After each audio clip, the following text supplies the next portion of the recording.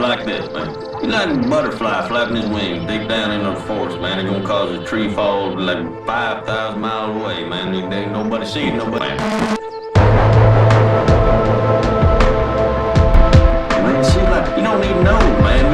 It's like you're born into this world, man. And you got like that, man. The dust and wind, man.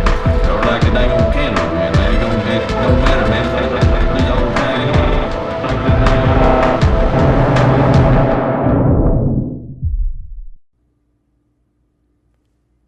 All right, George Bagby, welcome back to the Jay Burden Show. How are you doing?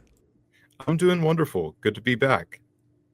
Yeah, I'm glad to be speaking to you again. Our episodes are always really great, and it's been a while. I just want to say you have been on a series with Thomas on his Mind Phaser podcast that has been absolutely excellent. So if you haven't, I highly recommend you check that out. But we're not primarily here to talk about your outside appearances. We're actually here to talk about Andrew Jackson.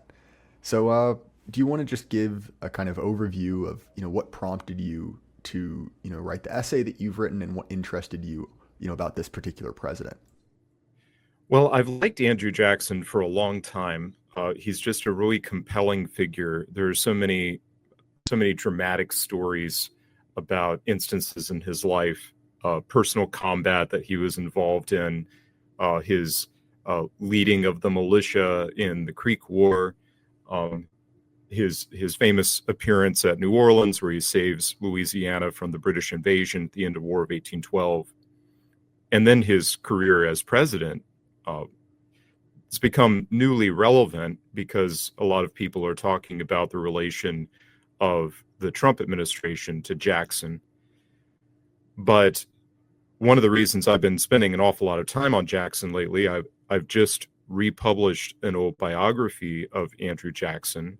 And this is a major event in my republication efforts. It's going to be the first book of a 50-book American history series that was all originally published back in the 20s. And The Reign of Andrew Jackson by Frederick Ogg is now available. I'll send you a link to this so that people can easily find it off of your YouTube channel or wherever you happen to put the podcast. But that's going to be the first of a number of books that I'm working on republishing. I've got a number in the works right now, but he's been very much on my mind for all of that. It's a peculiar thing that in more recent times, just the last few generations in America, there's been some sort of successful campaign to marginalize Andrew Jackson or to disparage his heroic qualities. And we were talking about that a bit before the show. That is some historiography that needs to be written. It needs to be properly investigated so that we know where those propaganda talking points came from originally. I get the impression that it's mostly due to a larger unsettlement about traditional masculine traits. The fact that he fought duels upsets school marmish kind of people, scolds. They want to longhouse Andrew Jackson or something like that. They find this problematic, that he had personal combat, or that he was leader of the militia and fought the Indians or something. But there's the informed opinion against Andrew Jackson usually talks about his alleged abuse of the Indian nations. And that is mostly a lie. And it certainly deserves a lot of qualification, even if we are to identify suffering that resulted from it. I became very interested in that particular point when I did a little research with Google and discovered that not one source in the corpus of the literature mentioned the phrase Trail of Tears until the 1920s. And then in the literature, Trail of Tears shoots up in the mid 1960s. And of course, now it's the first thing that people usually talk about in relation to Andrew Jackson. I don't know the origin of the term. It obviously it's a contemporary term, or at least a 20th century term. If it wasn't used at all in the 19th century, I'm not sure exactly where the term came from, but it's all in relation to Jackson's treatment of the Indian nations. And so I just recently wrote a big essay on that subject. I posted the essay, I'd recorded the essay and I put it on my YouTube channel. So it's available there for anyone that's wanting to check it out. I'm going to publish it on someone's platform here eventually. I'm looking at different options for that. But the story of Andrew Jackson and the Indian nations is a very curious one. We can start the tale with Jackson's own westward movement. So when Jackson came of age, he took an apprenticeship with a lawyer and was admitted to the bar. He started practicing in North Carolina, but decided to follow some opportunities westward. He went into what was called the Transylvania Purchase, which was the land between the Cumberland and the Ohio rivers, which is now mostly Kentucky. In 1775, right before the War for Independence begins, an entrepreneur named Henderson had gone beyond the Alleghenies and assembled a council of Cherokee chiefs. And he arranged a treaty with them and exchanged a great deal of money. It was millions of dollars by our reckoning. But it was obviously a lesser numerical amount in that time. But he exchanged a great deal of money for title to the land, which he meant to sell off to speculators and to settlers. So that when Jackson and his compatriots traveled west across the Cumberland Gap over the Wilderness Road, they thought that they were going into land that they really had title to. Now, this is a really interesting example of the ineffectual nature of Indian government, traditional tribal government, because the Cherokee at the time had no written language. So the authority of the government there was intensely local and personal. Every chieftain had a kind of sovereign power over his band of Indians. And it was, a group of families under every chieftain. These people did not live permanently in any one particular place. They traveled. They were itinerant. They practiced a kind of agriculture, but it was not sustainable in one place. They would play out the land very quickly, practicing the kind of agriculture they were doing, and they would travel from place to place. And so they did not build permanent settlements, and they required a large area in which to live, to forage, hunt, and occasionally plant vegetables.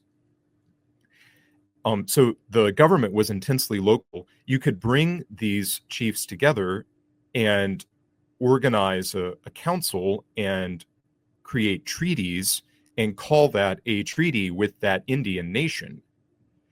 But there were always chiefs that were not part of that council, whether they were against having the council, or they didn't like the Anglo-Americans, or if they just didn't know it existed.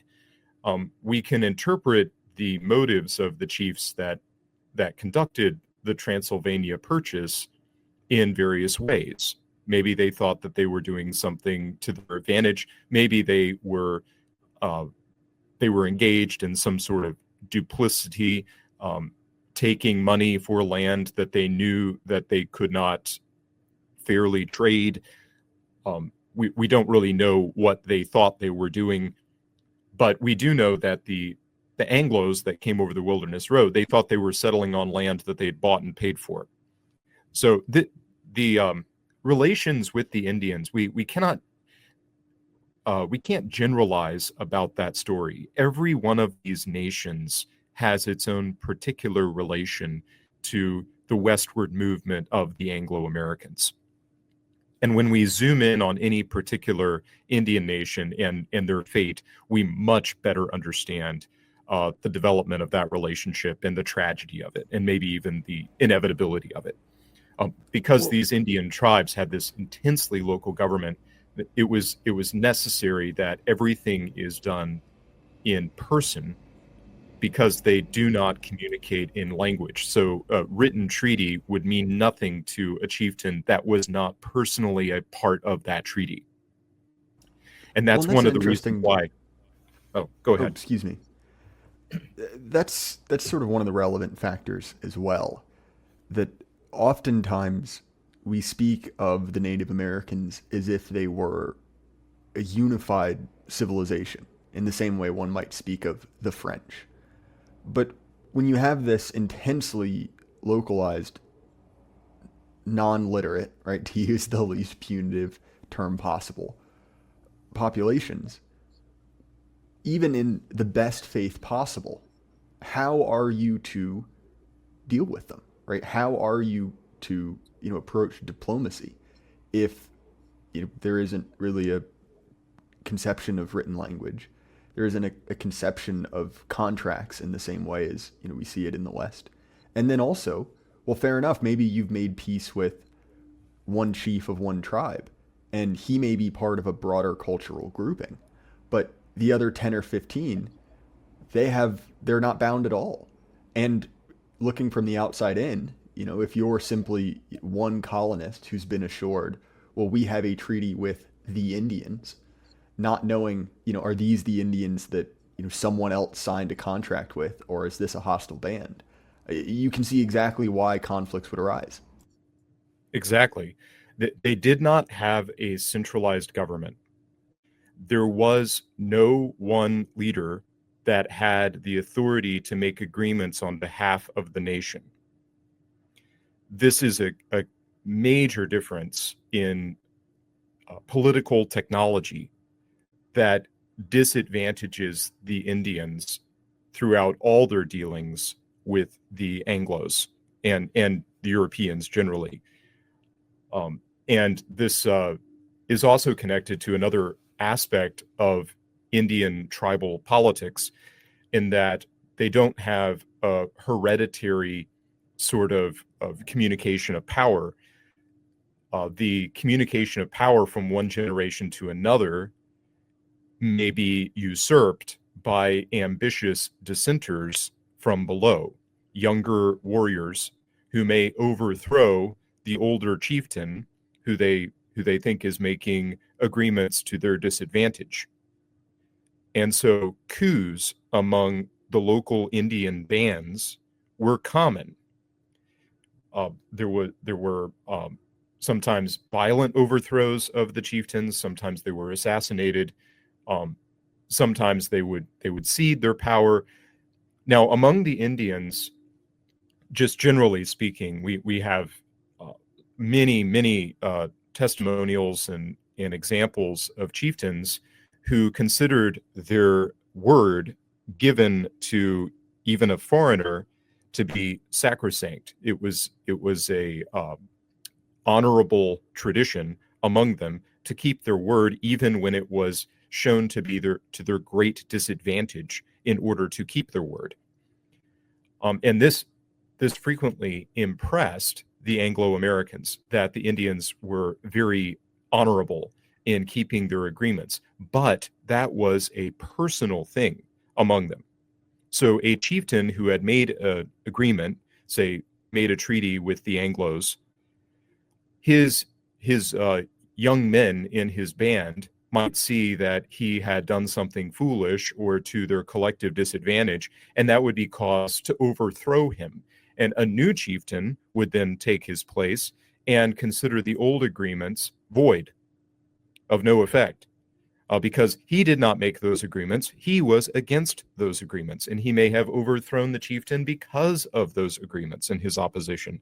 And that was also considered proper. That was also considered just the way of doing business among many of these Indian nations. So all that to say, when Andrew Jackson and his group of pioneers went into Tennessee, they were assailed by hostile Cherokees who killed some members of Jackson's party and scalped them. And so Jackson gets his first taste of Indian combat when he first enters into the Western territories. He of course goes on to Nashville. He practices law. He becomes a leader in the state militia after the state gets organized. And by the time of the War of 1812, there are a great many rumors of Indian uprisings on the Western frontier. Now, this is all due to a really dynamic leader named Tecumseh, who was a Shawnee chieftain in the area of modern-day Indiana. And Tecumseh travels around to try to consolidate an alliance among the various Indian nations. So Tecumseh says the Native Americans are in a civilizational conflict with the Anglo-Americans, and they must have some solution for their political disunity and the intense localized character of their decision-making and their agreements and treaties. Tecumseh insists that all of the Indians should make a common foreign policy together against the Anglos. One of the things he says that the transfer of property is illegitimate, that only collective decision among all of the Indian nations can affect the transfer of their lands to the Anglo-Americans. Now, he also insists that all previous transfers of property are null and void. So this is very revolutionary in its character. It really dumbfounds the Anglos who he talks to about his beliefs, because he's basically claiming the territory of all the states and federal territories. He's saying none of it was collectively ceded, so all of it is still owned by the Indian nations, actually. He has started with his half-brother, who was called the Prophet. He started a new religious movement. We might describe it as an effort at cultural revival. Tecumseh saw that the Indian nations were increasingly dependent on industrial goods of all varieties and on Western products like alcohol. And he said, we need to revive our self-sufficient handicrafts that we've lost over the last couple generations as we've become more and more dependent on the merchant goods that come out of the factories, factories on the East Coast, all the manufacturing and trading that's going on, carrying tools and weapons and cloth to the frontier and making the Indians more and more dependent on those trade routes and on those manufactories. This is the source of a lot of the land trading, ultimately. It's that the Indians grow hopelessly in debt to these frontier merchants. So he says we must cut off all trade with the Anglos. We may not trade with them. Tecumseh has one exception to that, and that is weapons, which he proposes to get from the British. Now, the religious movement is built partly on a denunciation of alcohol, because alcoholism is a serious blight in the Indian community, but also a prophecy that there is a coming genocidal conflict, an inevitable genocidal purging of North America, in which the Indian nations, guided by the Great Spirit, their God, will exterminate all European settlers from the continent. Now, Tecumseh does not say that he will begin this. He and his half brother, they say this is inevitable and it is imminent. But whenever anyone approaches Tecumseh to claim that any of his followers are in fact massacring settlements on the frontier, and this is happening with greater frequency as time passes, Tecumseh disavows any violence. And to his credit, Tecumseh is also a campaigner at the time, traveling all around trying to consolidate what he calls the Indian Confederacy. He says, we must not kill women and children anymore. The Indian nations must not fight one another anymore. Warfare among the Indian nations was more or less constant. He says we have to pool our resources and focus on the foreign enemy.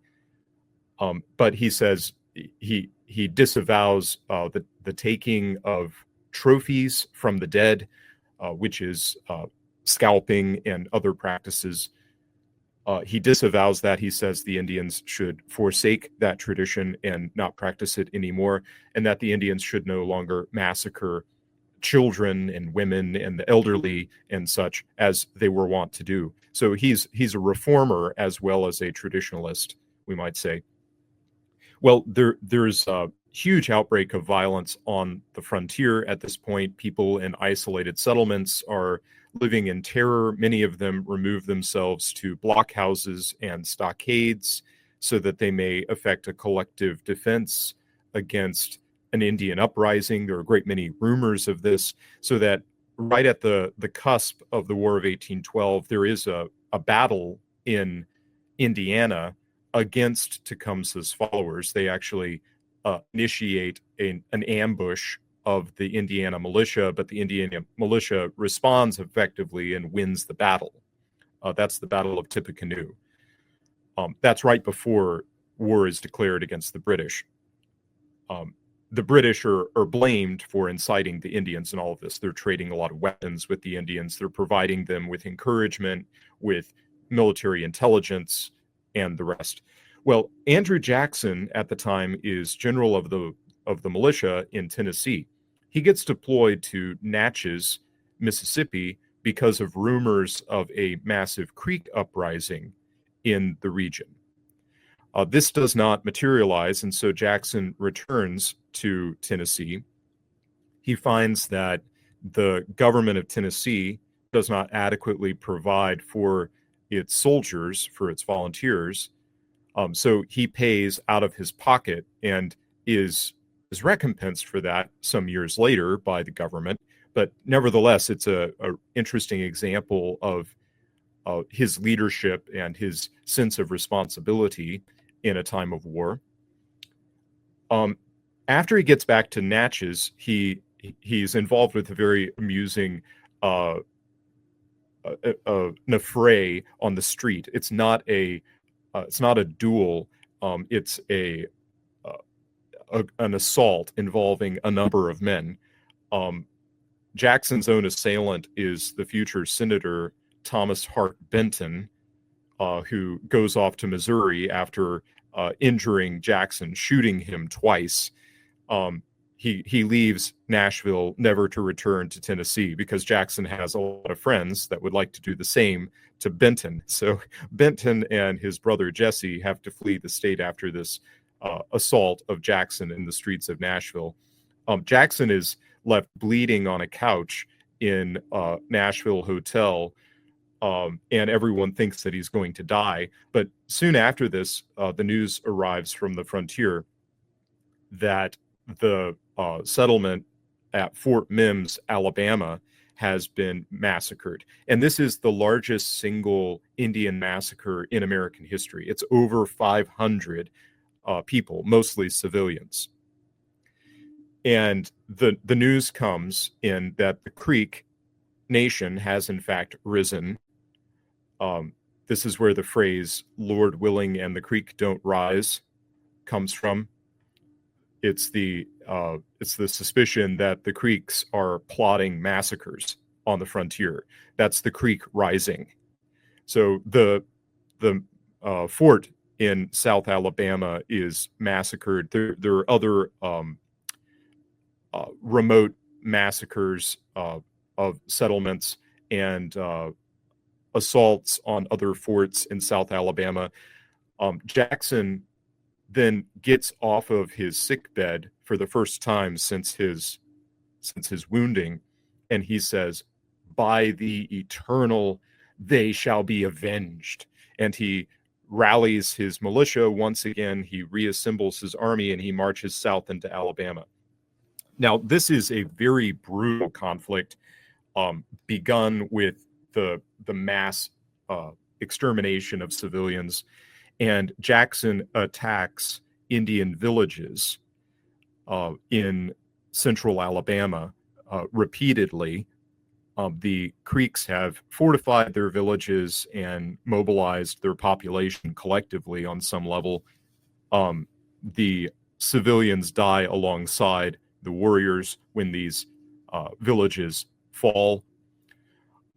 Davy Crockett marches under Jackson, and he writes about this invasion of Alabama. Davy Crockett recalls shooting down the Indians like dogs, he says.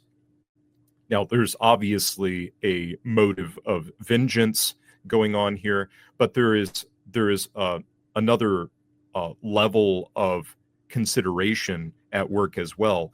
After the destruction of an Indian village in which a large battle had been fought, Jackson finds a young boy beside his mother who is dead, a Creek orphan, and he sends this boy home with a courier. It's not entirely clear from the record just how old this child is, but Jackson, at any rate, is not able to have any children with his wife Rachel, and so he sends home in succession 3 Indian orphans.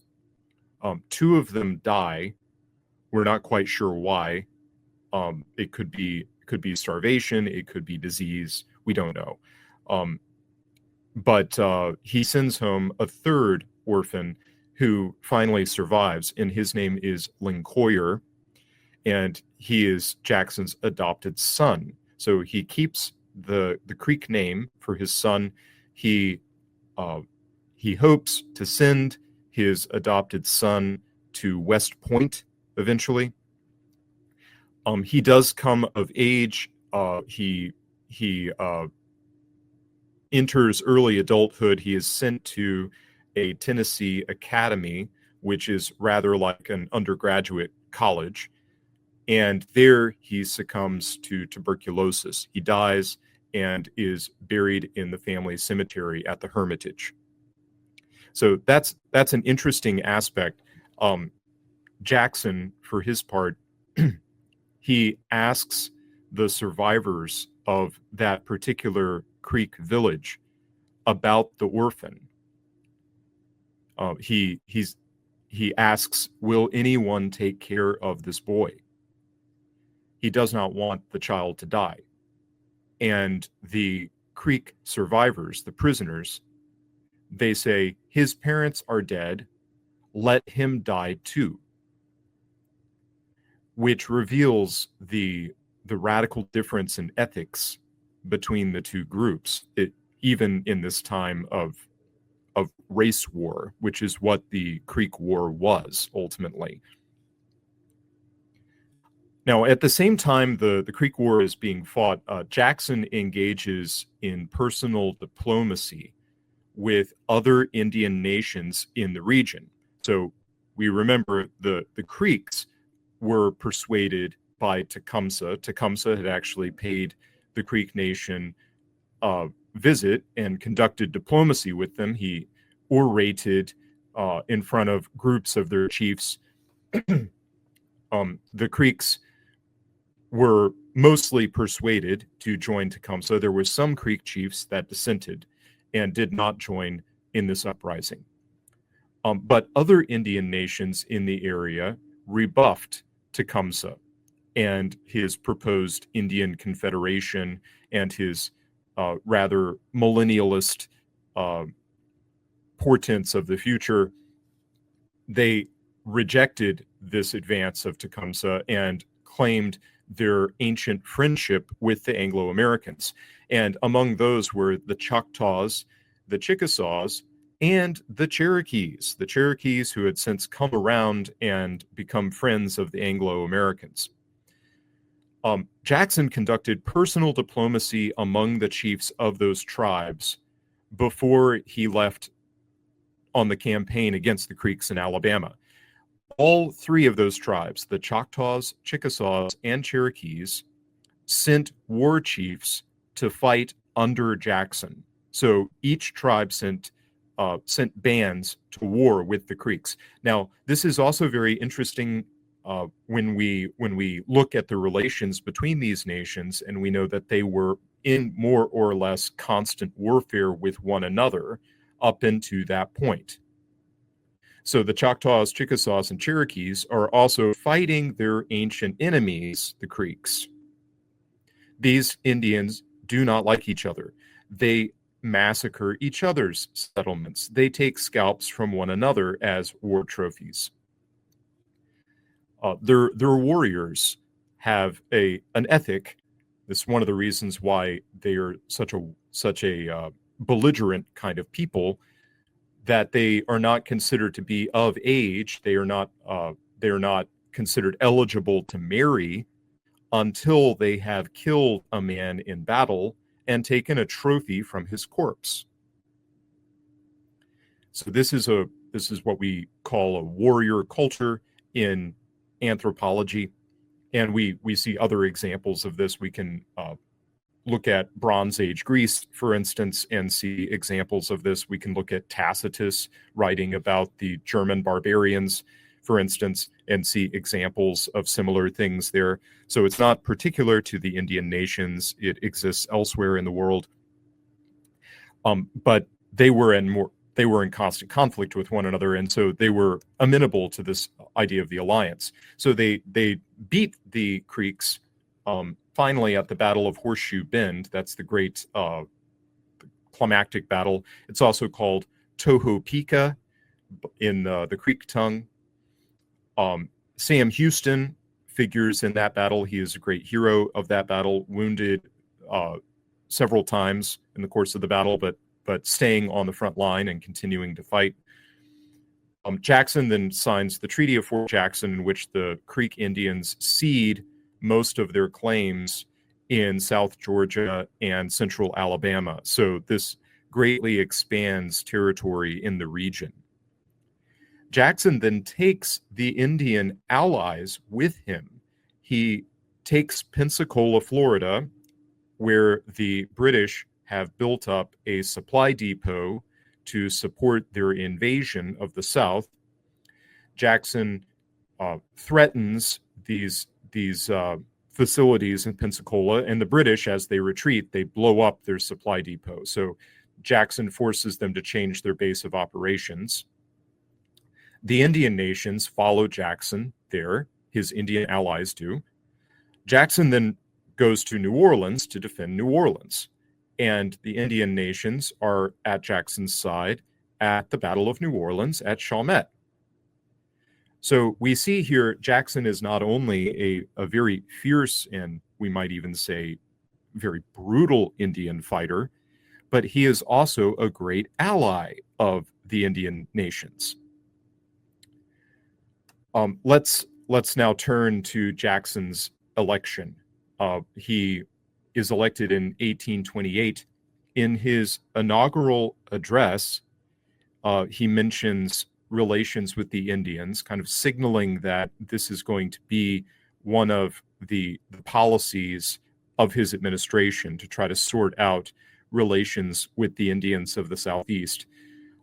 Soon after his inauguration, he gives a very interesting State of the Union address to Congress, in which he asks Congress for a new Indian policy. Now, this is a fascinating instance of Jackson's opinion.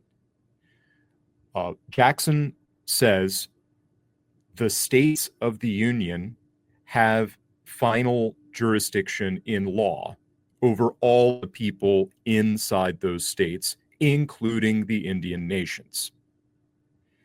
He does not allow any division in the jurisdiction of law. We might put it in a slightly different way and say Jackson denies the legitimacy of laws for different ethnic groups.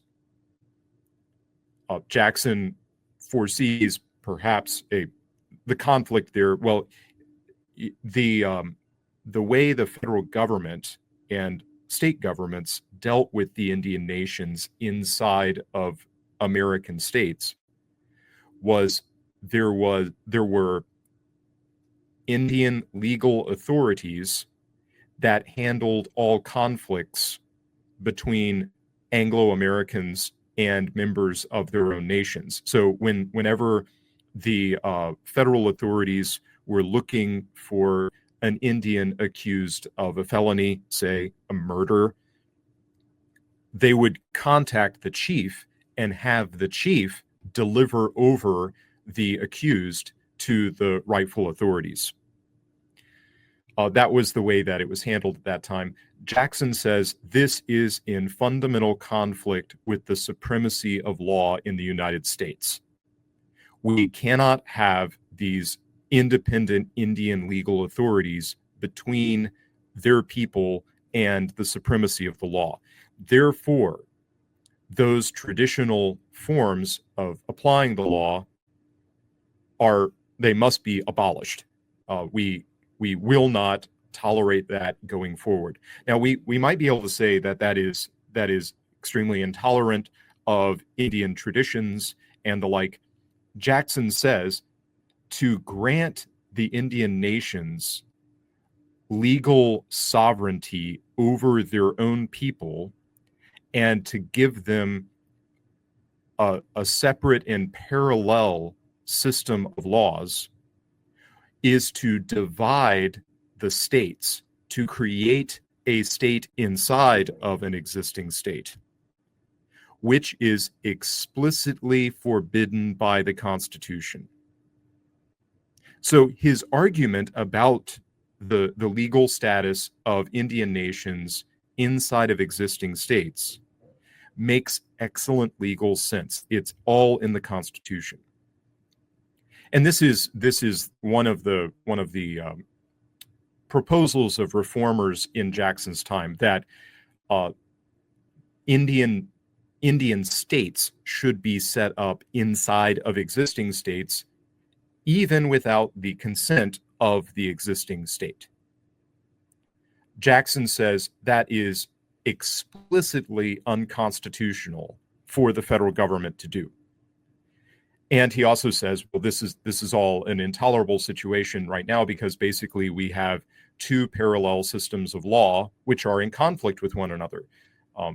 And this cannot continue. This has been the source of incredible violence inside of these states, and reform is necessary. So he says American laws must be supreme in all instances inside of American states. Which is then, go ahead. Sorry. Well, Well, I've I'm just saying been ranting. that's interesting when we consider Jackson's ultimate clash with the judiciary, right? When we're talking about, what is the supreme authority? Who gets to decide? And obviously that's relevant to current events, but I'll throw it back to you. Yes, and that's an important thing. The line that is said to have come from Jackson, that the Supreme Court has offered its opinion, or that John Marshall has offered his opinion, now let him enforce it, was in relation to a very important Supreme Court case regarding the Cherokee Nation in the state of Georgia. And it had to do with the state's authority over Indian nations inside of its own territory. The Supreme Court arguing, in fact, that the federal government has supreme authority. That was the case in question that Jackson supposedly said that about. There's some question of whether or not he actually said that, but nevertheless, it's one of the famous lines attributed to him. Jackson, strangely enough, he's throwing the state authorities a bone by giving them supreme authority inside their own jurisdiction in regards to the Indian nations. Well, he asks Congress for a bill to establish conservation area for the Indian nations, particularly the Indian nations of the Southeast, which is where Jackson was from. These are the Indian nations that Jackson had a lot of dealings with. The Seminoles of Florida, the Creeks, the Cherokee, the Choctaws, and Chickasaws. And Jackson asks Congress for a bill. He says, we want to do what is liberal and humanitarian towards these nations. It's fascinating that even at that very early stage in American history, we see American leadership saying they want to treat foreigners liberally and humanely. They want to treat these rival nations in such a way. This is a sign of a heritage, a way of seeing oneself that's deeply rooted in the American tradition. You even have these rather rough frontiersmen like Andrew Jackson speaking in this way. I think that is significant. This is also very significant when we think of the brutality that Jackson had witnessed on the frontier. He had seen old ladies scalped and raped by the Indians. He had seen children burned alive by the Indians. And Jackson, in his speech to Congress, he says, if we look at the nations of the East Coast, they have all been culturally annihilated. Now, that does not mean that they do not have living descendants. Jackson says their languages are gone, their traditional way of life is gone. They have been absorbed into the broader population, and those nations have disappeared. He says, we don't want that to happen to the Indians of the Southeast.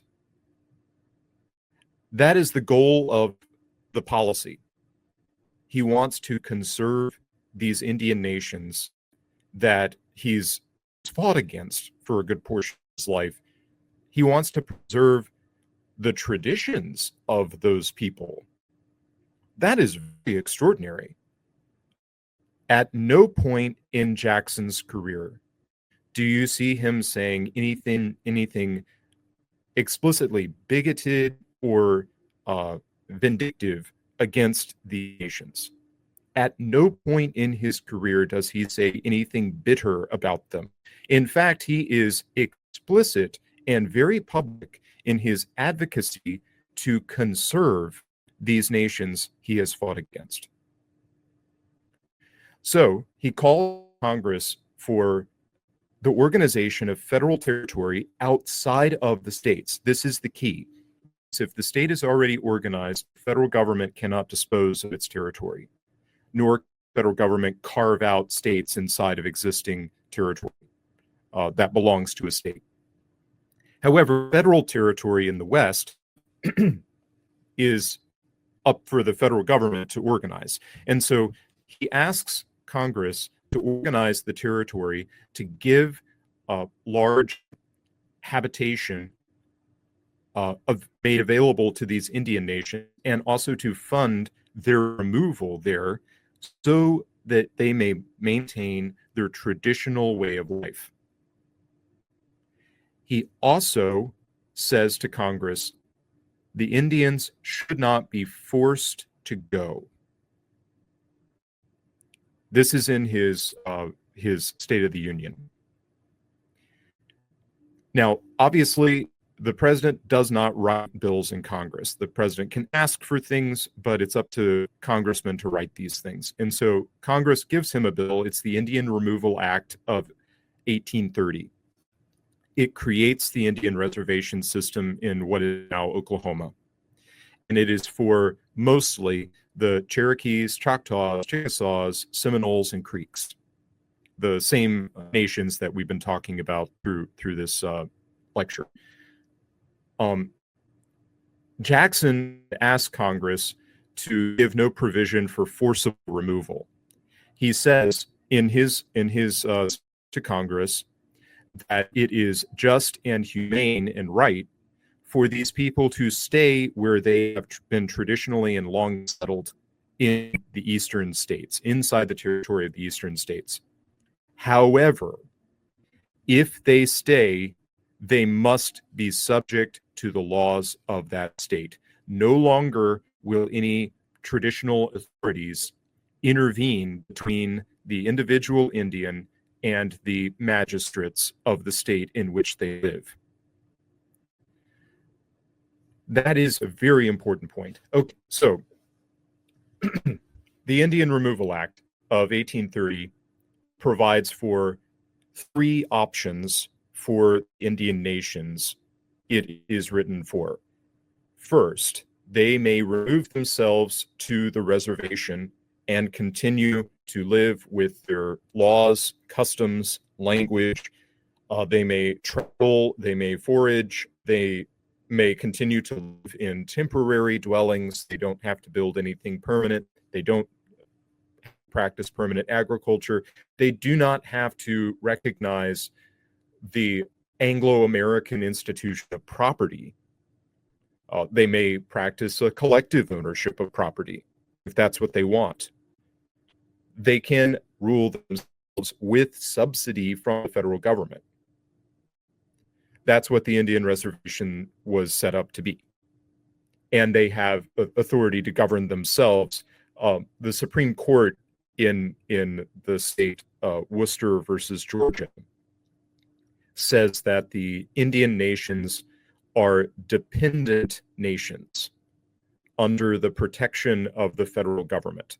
So the recognition there is that they're subordinate in a very real way because they do not produce the goods that they depend on to live.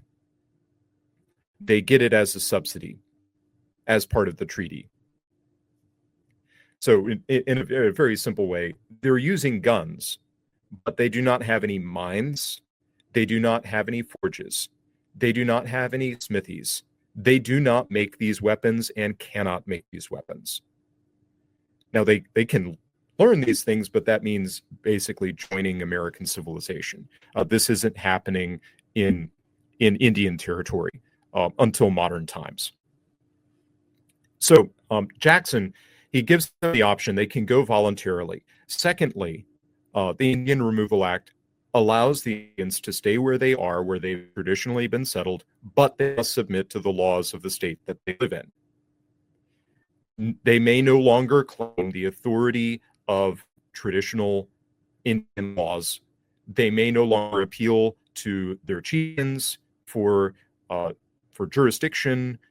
The chieftains may no longer intervene on behalf of their people before the American magistrates. The Indians are subject to the law just as an individual Anglo-American is subject to the law. Although the Indians were not citizens, were not taxed, and did not vote. Those are important considerations as well. You'll find plenty of people now, they'll wring their hands over the fact that the Indians were not citizens, though they were allowed to stay in these states. Well, they weren't taxed either. They weren't counted in the census. They were not seen as part of American civilization. They did not take part in these institutions. Now, this was something that frequently did change because there were a lot of mixed marriages, for instance, and these things can be inherited into a family when ethnic groups mix together. Just as people of mixed heritage would take on names of one heritage and not the other, adopt religions and ways of life from the one heritage and not the other, and so on. Citizenship can be grafted in that way as well, and it was. But the third option, the unspoken option, was continued conflict and resistance. Obviously, no one was talking about that as a legitimate option, but it was unspoken and understood. The Indian nations could continue to resist and fight. And in the second Jackson administration, that is what happened. In Florida, the Seminole Nation was given a curious deal by the state of Florida and federal authorities. There was a reservation set up in the center of the Florida Peninsula meant for the Seminoles to continue a traditional way of life in the interior of Florida. Now, there were a number of councils that were held to effect this. In every one of these councils, there were dissenting chiefs who refused to abide by the decision of the majority, or dissenting chiefs who simply did not show up at the council. In every case, the federal authorities said that they struggled to find all of the relevant Indian authorities to assemble them. They would offer them bribes. They would offer them trade goods to try to get them to assemble. They would house them in the location where they would do the treaty. They would feed them and feast them and things like that. There was a big production to try to bring them all together. On each occasion this failed, there was a council and treaty of Moultrie Creek, and a few years later, a treaty of Payne's Landing. At Payne's Landing, a reservation is set up in Florida. This is actually before the Indian Removal Act.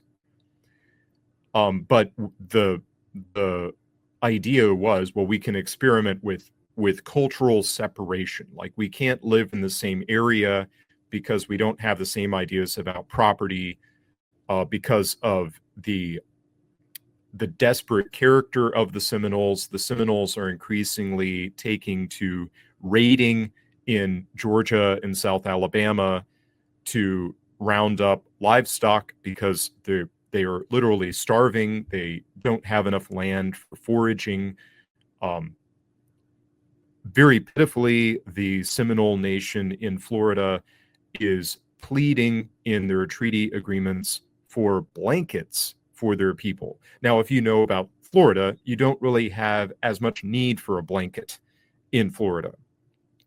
But the Seminoles are complaining that their people are dying and suffering because of exposure. So they are in a particularly desperate and impoverished situation. In each one of these treaty arrangements, the federal government is promising them goods in order to ensure compliance.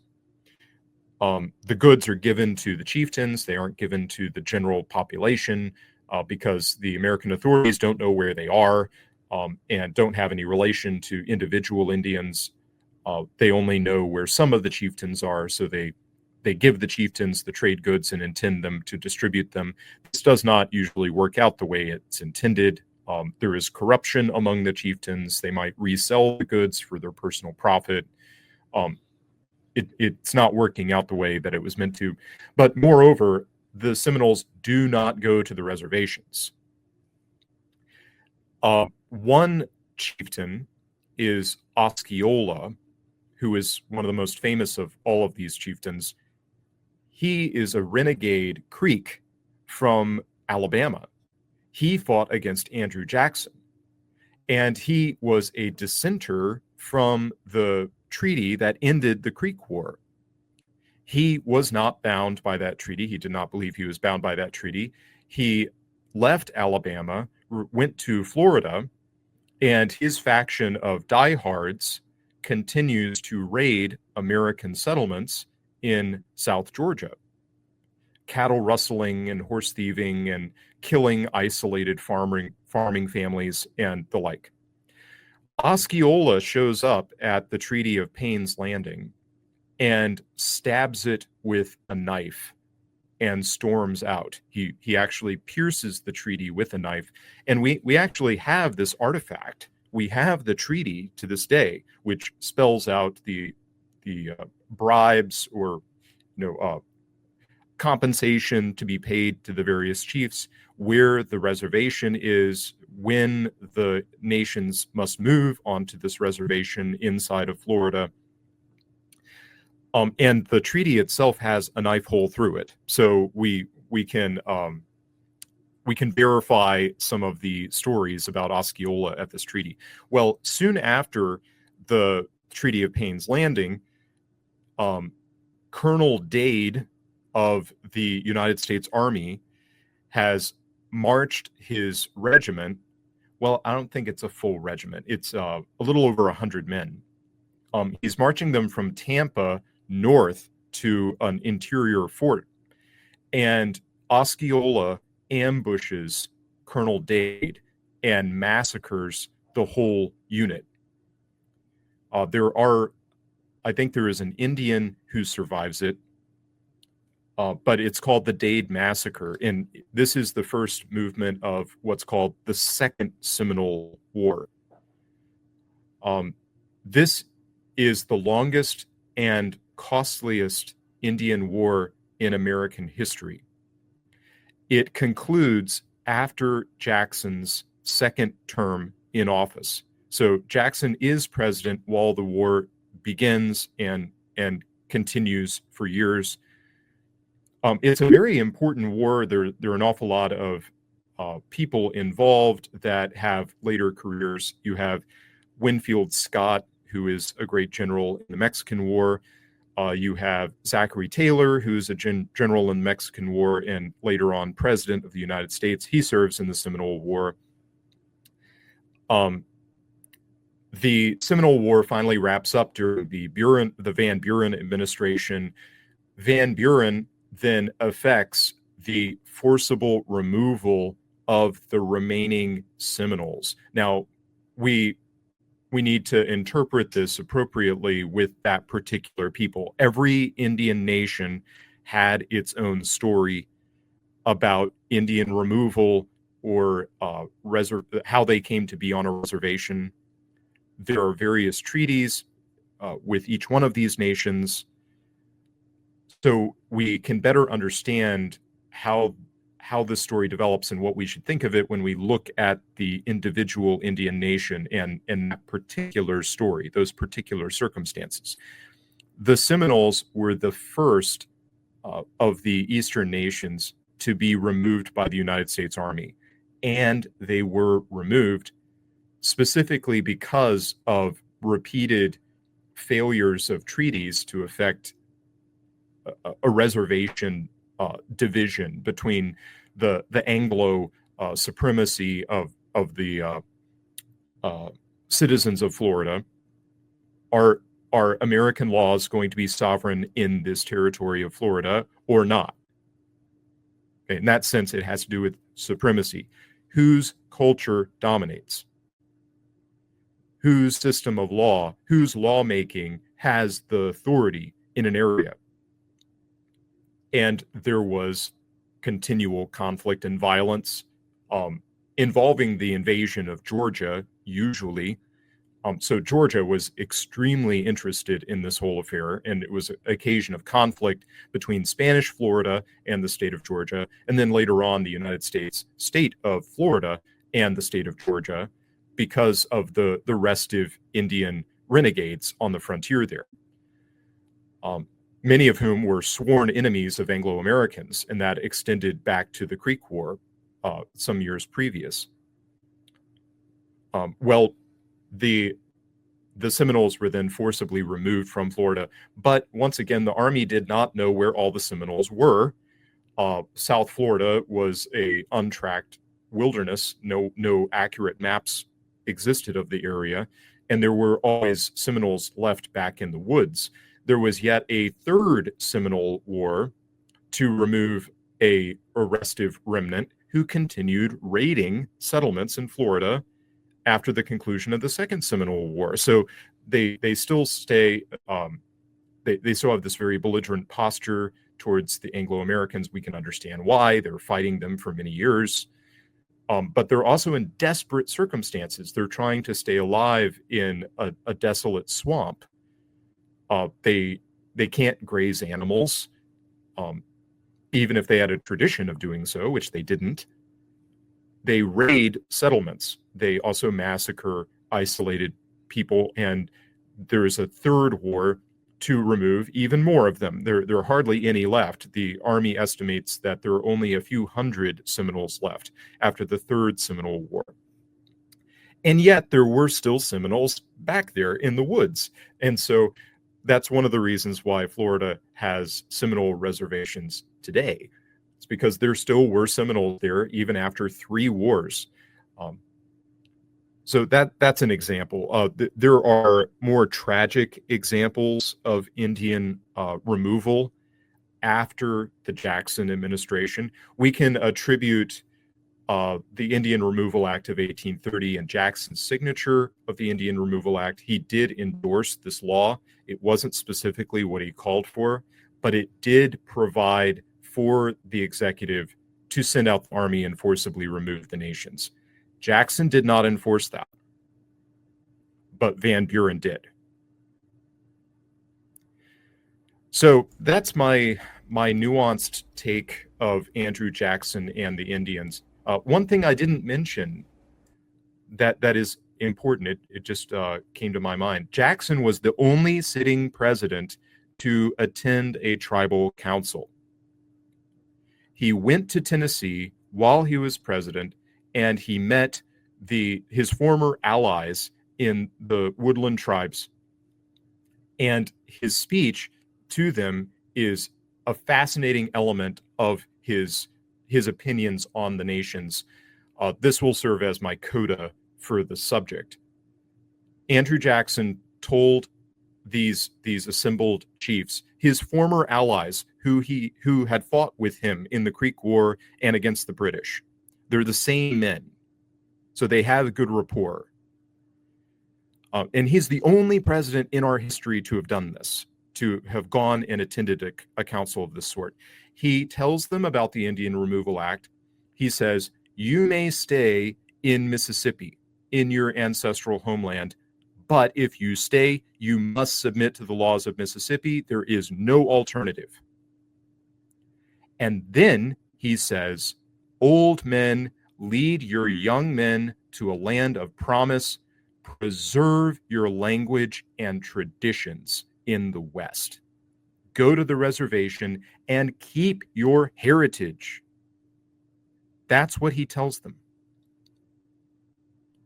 This is a man with great magnanimity to what the Supreme Court called the dependent nations of the United States. He wanted to conserve them, even though he had spent so much of his life in conflict with them and fighting them.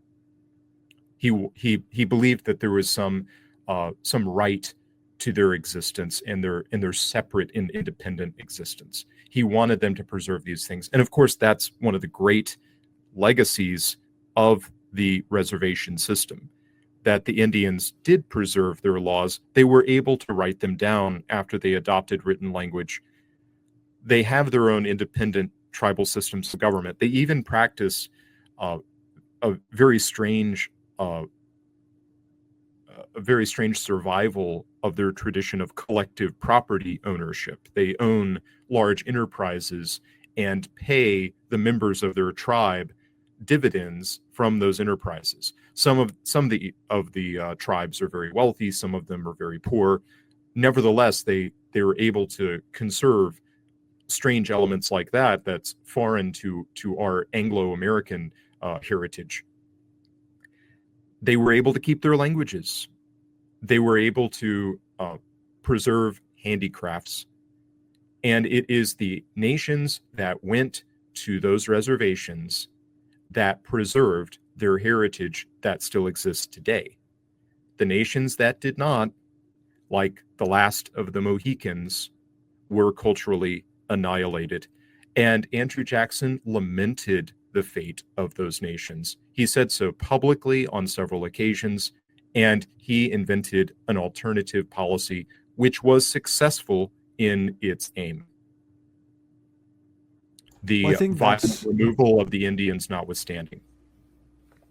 Well, I think that's a good note to wrap things up.